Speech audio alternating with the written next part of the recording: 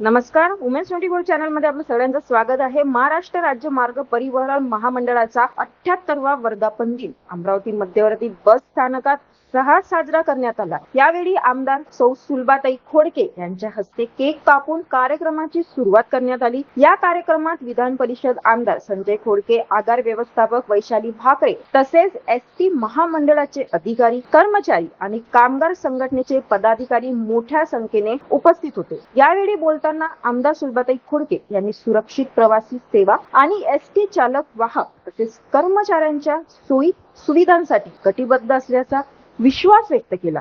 ग्रामीण आणि दुर्गम भागातील नागरिकांसाठी एसटीची लाल परी आजही जीवनवाहिनी असल्याचे त्यांनी सांगितले. कार्यक्रमात मागील 25 वर्ष अपघात विरहित सेवा देणाऱ्या चालक वाहकांचा विशेष सत्कार करण्यात आला.